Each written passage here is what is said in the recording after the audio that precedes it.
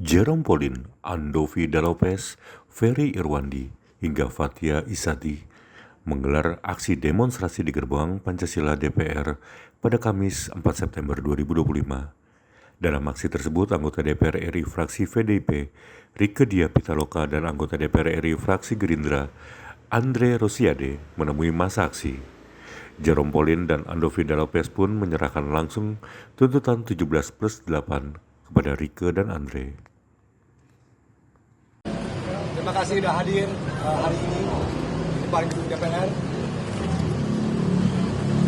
Sebelum kita memulai, saya mau mengucapkan turut duka cita kepada 11 korban yang sudah meninggal dunia.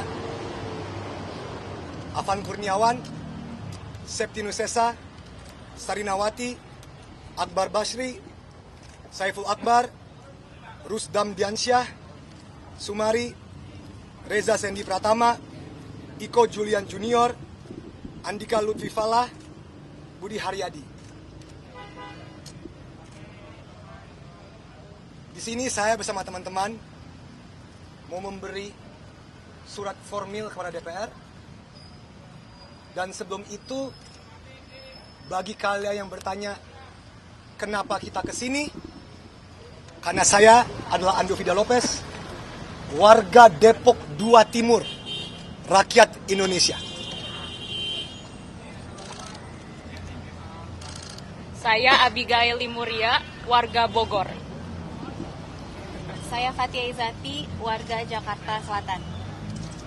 Saya Jerome Pauline, warga Surabaya. Saya Jeremy Owen, warga Jakarta Barat. Saya Afu Utami, warga Jakarta Selatan. Saya Anderini, warga Bekasi. Ya, saya Jovial, warga Depok, juga sekarang Jakarta Selatan. Saya Rizwin dari Jakarta Barat. Saya Audrey dari Jakarta Barat. Saya Benny dari Jakarta Pusat.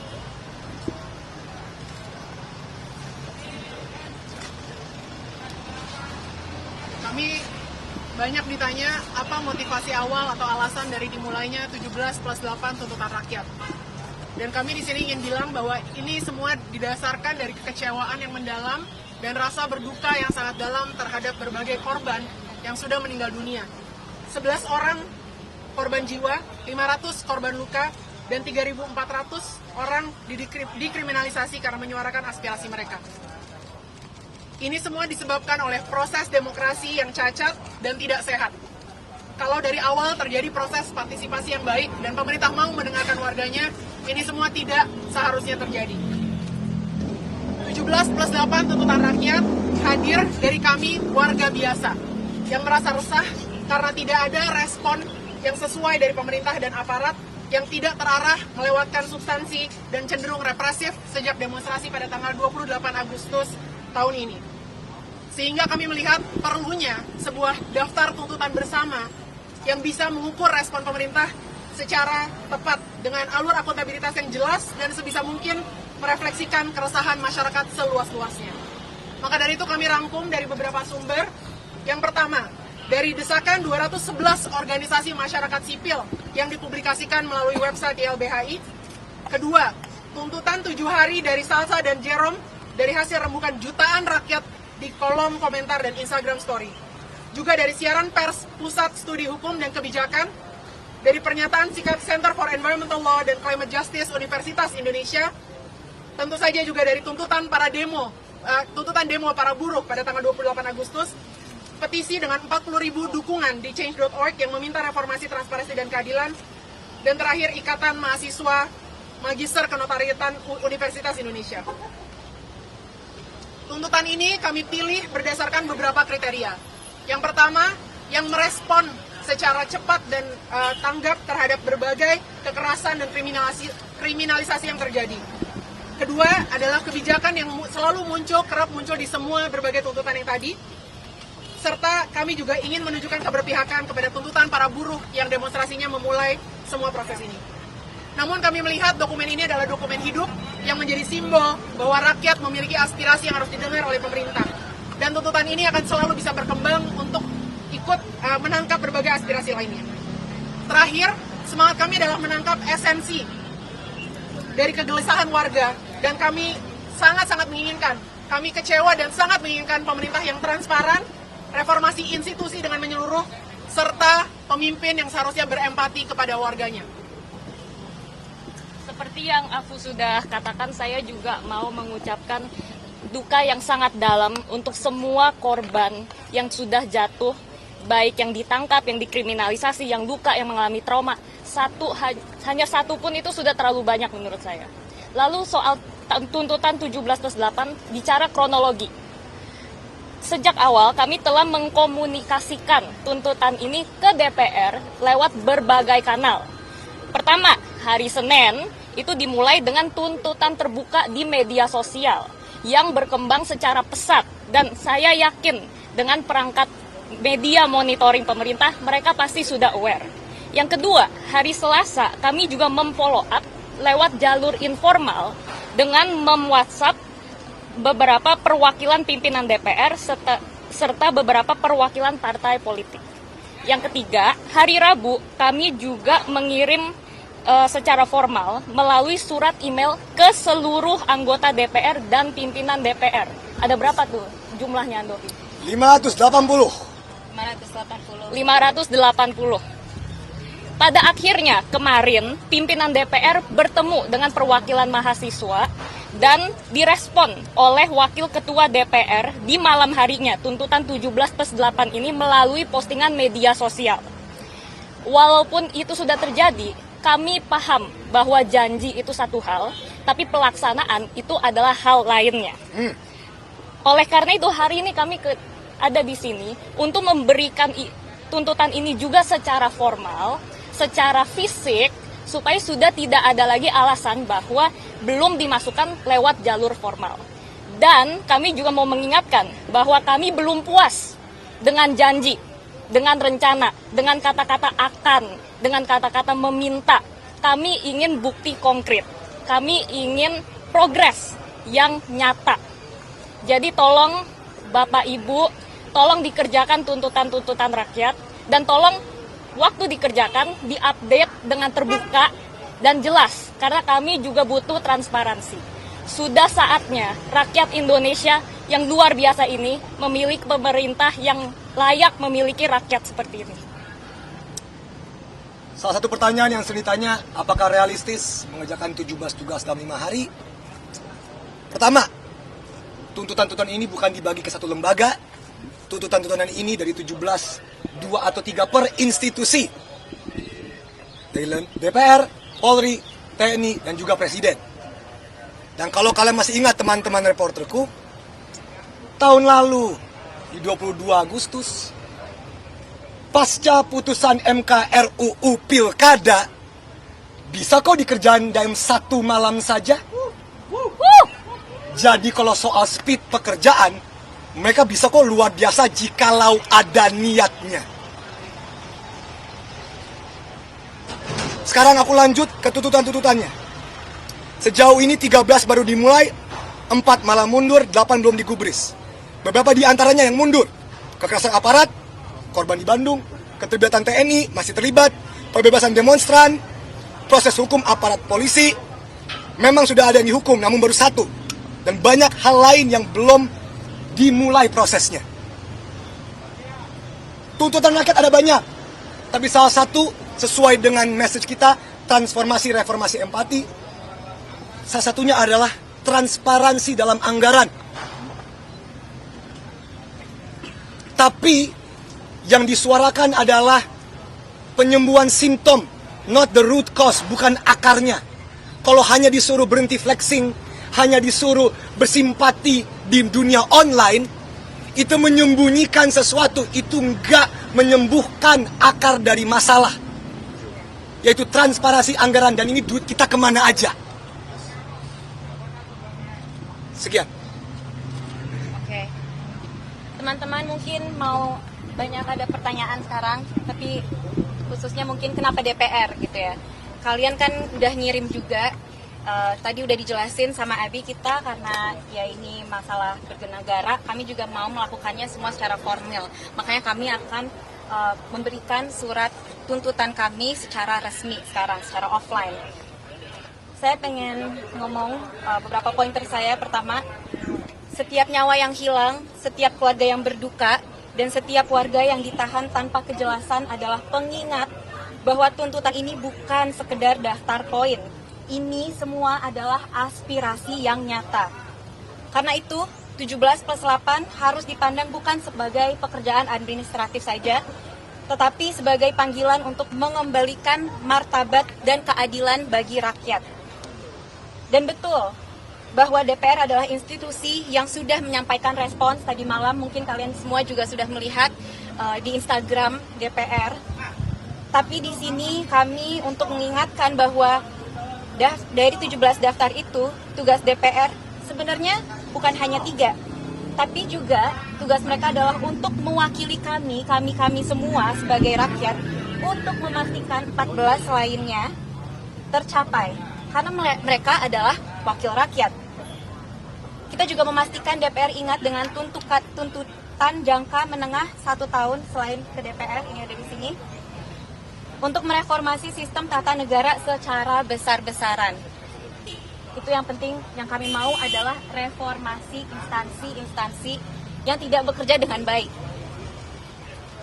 Dan banyak pertanyaan, apa yang terjadi kalau misalnya ini semua tidak dilaksanakan setelah besok 5 September. Sebenarnya kami naruh tenggat waktu 5 September sebagai alat ukur yang jelas untuk menilai keseriusan dan prioritas pemerintah terhadap tuntutan kami. Kalau udah lewat jangka waktunya, rakyat bisa menilai sendiri dan menentukan langkah selanjutnya. Karena ini semua aspirasi rakyat, kami kembalikan juga ke rakyat untuk menilai. Dokumen ini adalah early warning. Ini apa yang harus pemerintah lakuin. Dan kami juga paham betul bahwa mungkin banyak aspirasi lainnya yang belum masuk dalam list ini. Makanya ini semua adalah living document ya teman-teman. Mungkin kedepannya bisa jadi 17+8+4+5 atau 17+8+45. Tapi yang pasti ini sudah kami buat setransparan mungkin, seramping mungkin, bahkan dikasih to-do list. Dan dikasih tracker pula, jadi ya jelas tuntutan kami hari ini, dan kami harap Bapak Ibu di dalam gedung ini dapat melaksanakan semuanya. Ada anggota? Iya, ada anggota. Rike dan Andre, Rosiade. Nah, mungkin boleh Kak. Bang Nel kirim dulu. Di depan semuanya ya? Iya, Di depan semuanya? foto dulu ya. Foto dulu.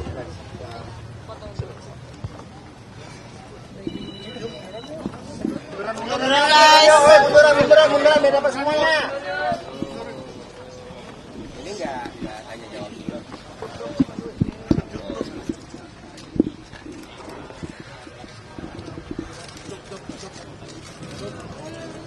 Lihat tengah dulu. Oke, sekarang semua lihat kiri. Tengah lagi. Ada suara media. Mbak. Sekarang lihat kanan semuanya. Biar cepet. Yuk. Oke. Ajak Bapak Andre. Ya. Kebetulan kita ada kehadiran salah satu anggota DPR ya. Tengah aja. Teman-teman, Selamat datang Pak. terima kasih sudah hadir ya. Saya Pak Kawendra. Ya. Oke. Terima kasih kepada teman-teman yang sudah hadir di DPR. Saya Pak Kawendra dan Teh Rike dijelaskan. Lalu ada Pak Akbar, anggota DPD RI yang juga Wakil Ketua MPR. Kita ditugaskan oleh pimpinan DPR Pak Dasko tadi untuk menerima teman-teman sekalian, untuk mendengarkan aspirasi teman-teman, bahwa ingin kami tegaskan lagi bahwa DPR sangat terbuka terhadap seluruh aspirasi dari seluruh masyarakat. Kita membuka diri dan kami tegaskan lagi bahwa kita sudah sepakat untuk menghilangkan tunjangan yang sesuai tuntutan. Itu yang pertama. Yang kedua, kita membuka diri, masukan aspirasi kita akan laksanakan. Ketiga juga tadi kemarin juga sudah sepakati kunjungan kerja luar negeri juga di moratorium. Nah, insya Allah kita akan melakukan transformasi ke depan menjadi yang lebih baik sesuai dengan tuntutan dan harapan dari teman-teman sekalian. Mungkin ada yang disampaikan, silakan. Bapak, terima kasih kehadirannya Bapak Ibu. Saya Rizwin, saya warga dari Jakarta Barat, Bapak. Hari ini kawan-kawan kesini, kita urusan bernegara, kita taat prosedur, kita tertib administrasi, Bapak. Sehingga dokumen ini kami akan menyerahkan secara administratif. Kami taat, Bapak. Kami mau ke samping untuk ke bagian persuratan, untuk dimasukkan secara formal, dan kemudian bisa ada tanda terima dokumen. Jadi semua prosedur kita ikuti. Untuk itu kami mengajak Bapak Ibu untuk bersama-sama. Kita sama-sama rakyat Bapak Ibu, kita bersama-sama berjalan ke gerbang samping untuk memasukkan surat ini. Boleh nggak saya usulkan? Jadi kan, saya ini kan anggota Badan Aspirasi Masyarakat. Jadi ini kan dokumen ini nanti dari Sekretariat Jenderal DPR akan ke Badan Aspirasi. Akan ke kami juga kok. Nah, lebih baik diserahkan ke kami. Nanti kami yang bikin tanda terima. Jadi bahwa bukti dokumen teman-teman sudah diterima secara resmi oleh DPR RI dan dokumen ini akan kami serahkan langsung kepada pimpinan DPR. Jadi lebih cepat prosesnya. Baik, gitu loh. Teman-teman, apakah setuju dengan proses ini? Ya, bisa ada tanda terima ya, berarti Bapak. Baik. Oke, kalau gitu. Teman-teman kita serahkan.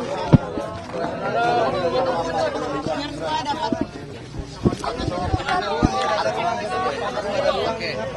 Mana spidolnya mana sini? Ada kopinya. Ada. Ya udah, tanda terima, tanda tangan di kopinya. Oke. Ya. Boleh. Sini saya tanda tangan. Terima kasih Bapak. Kita tanda tangan. Di bertiga. Tadi tanda tangan. Pak. Oke. Ada tanda terima di mana, Pak? Di mape mana mape? Teman-teman media ada yang bawa tulisan nggak? Kertas? Ada yang punya kertas? Boleh pinjam, boleh minta. Atau di mape itu? Di sini boleh saya tanda tangan. Ya silakan, Pak.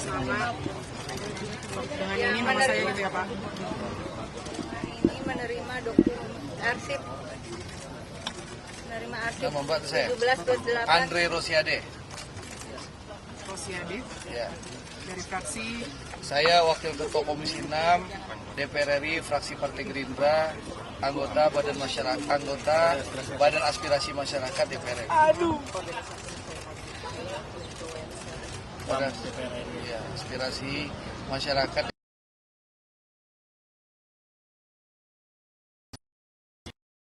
Sabar ya teman-teman.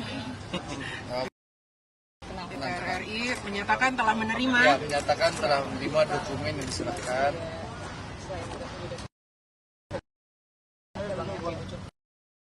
Ya, oleh 17+8 tuntutan. Informasi empati.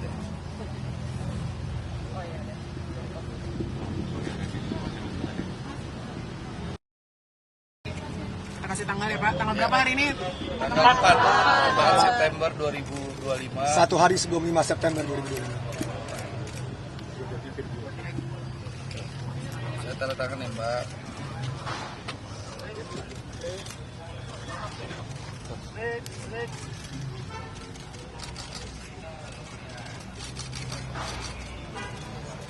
Tuh, nomor anggota saya tulis, Pak. Terima kasih banyak. Coba di foto, dibalik Pak. Biar benar nih, biar media tahu. Ini ya tanda terimanya. Tanda terima ya dikasih lihat. 2 kali aja. Iya. Ini kamera, Bang.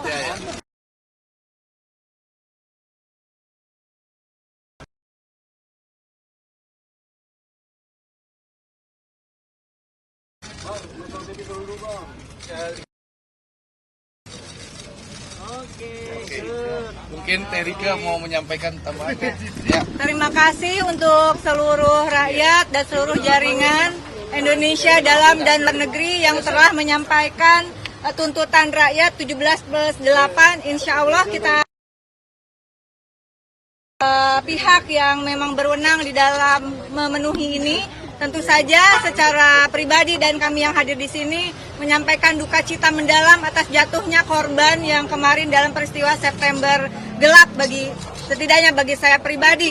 Dan tentu saja kami juga mohon dukungan karena ini juga lagi rapat resmi. Mudah-mudahan tuntutan rakyatnya bisa ditambah, yaitu kita sedang rapat dengan Kemendag. Ini kita lari ke sini untuk menerima teman-teman, yaitu turunkan harga kebutuhan pokok. Apakah bisa didukung? Saya kira ini penting dan kelangkaan pangan sedang terjadi. Kami meminta untuk segera distribusi dan harga pangan diturunkan. Yang kedua juga adalah menolak impor, telah diputuskan tidak ada impor untuk sekarang ini, itu juga mohon impor pangan untuk segera diatur. Yang ketiga adalah mohon dukungannya menolak kenaikan iuran BPJS, mohon itu bisa dimasukkan. Ya, terima kasih. Jadi teman-teman, tadi disampaikan Terika, saya ingin sampaikan bahwa pemerintah sedang melakukan operasi pasar 1,3 juta ton beras saat ini, di mana dilakukan di 7.282 kecamatan. Allah, beras kita ada, kita surplus beras. Lalu dalam sejarah Indonesia saat inilah stok beras terbesar. Jadi tidak usah khawatir, pemerintah sekarang melakukan operasi pasar. Insya Allah masyarakat bisa menikmati beras dengan minyak harga yang goreng, normal. gula, BBM sampai 5 September. Seberapa optimis itu bisa terkejar semuanya? Ya, tentu kemarin kan pemerintah kita juga sudah menerima perwakilan PMSI ya, pimpinan DPR sudah menerima perwakilan PMSI dan juga teman-teman kelompok Cipayung ya. Yang jelas kita sedang berkoordinasi baik di internal dan berbagai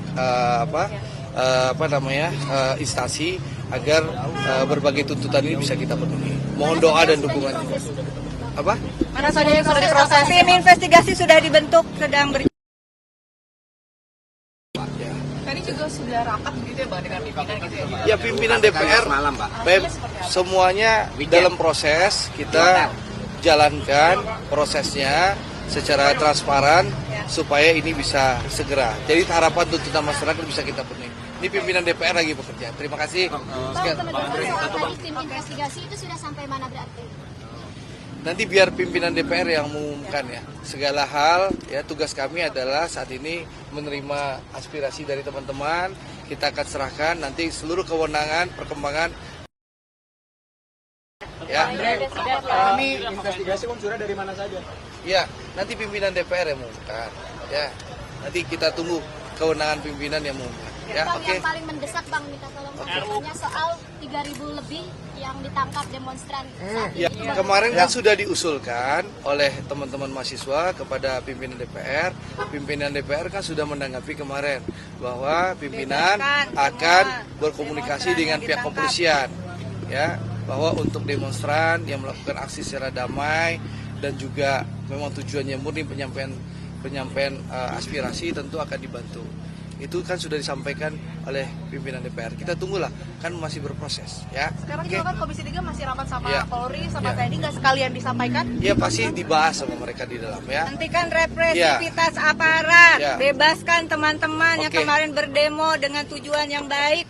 Mohon dukungannya untuk dibebaskan, turunkan harga kebutuhan pokok, tolak kenaikan iuran BPJS. Dan itu Kalau aja. tadi kan pimpinan ada rapat sama ketua fraksi, selain yang emang udah dasarnya tunjangan yang dihapus, ada bocoran apa lagi nggak yang mengenai 17/8? Yang pasti kesepakatannya kita lagi terus melakukan transformasi untuk kebaikan DPR ya. Bagaimana DPR betul-betul bisa bekerja melayani masyarakat. Jadi tunggu saja, nanti akan diumumkan hasil transformasinya oleh pimpinan DPR.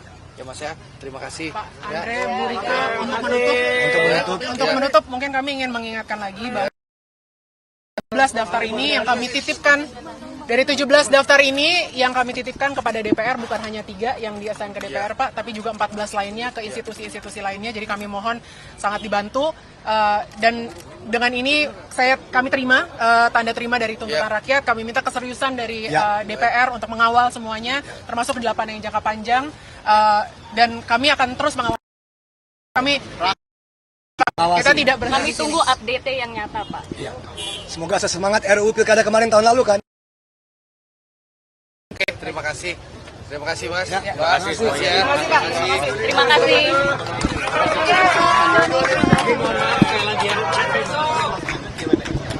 Baik, dengan itu pernyataan formal dari beberapa penggagas 17/8 tuntutan rakyat rakyat sudah selesai. Sekarang kami buka sesi Q&A untuk kami yang mundur atau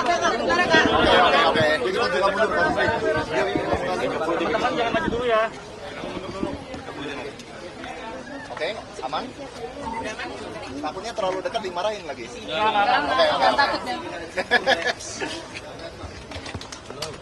baik dengan ini Di tengah aja boleh Mbak? Di tengah aja. Nah, ya, dengan ini kami buka sesi Q&A, silakan satu persatu. Deadline-nya tanggal 5 September kan yang terdekat kan. Kalau misalnya melewati tenggat itu dan tuntutan belum dipenuhi gimana, Mbak? Tadi sebenarnya Cia sudah menjawab ya. Ya, kami akan membiarkan rakyat yang menilai sendiri dan mereka juga bisa formulasikan sebenarnya tindakan selanjutnya apa. Jadi sebenarnya nggak dari kami tapi dari rakyat, karena ini balik lagi ini adalah cuman perpanjangan tangan suara rakyat. Dan kalau tanggal 5 nggak selesai, itu bukan di kita, itu Di tingkat mereka. keseriusan mereka, bukan di kita. Soal sikap BMSI dan teman-teman yang kemarin audiensi dengan DPR dan hari ini dengan Istana, ada tanggapan juga? Saya pertama mengucapkan bahwa kemarin juga saya berbicara dengan Ketua BEM FHU yang menyatakan bahwa dia tidak setuju dengan perwakilan Universitas Indonesia yang datang kemarin. Tetapi soal siapapun yang datang, semuanya oke untuk datang. Kami juga warga, kami juga rakyat, kami juga punya hak untuk datang. Kan ini pintu DPR, seperti kata Ketua, kan terbuka untuk semua. Ini bukan soal siapa dan kapan mau datang. Saatnya rakyat datang ke pintu DPR dan menyampaikan aspirasinya. Artinya tidak keberatan dari teman-teman? Mungkin teman-teman yang lain? Terakhir kali ya, seberapa optimis teman-teman semua terhadap respon dari DPR sendiri dan ketika untuk mereka melunasi tuntutan ini?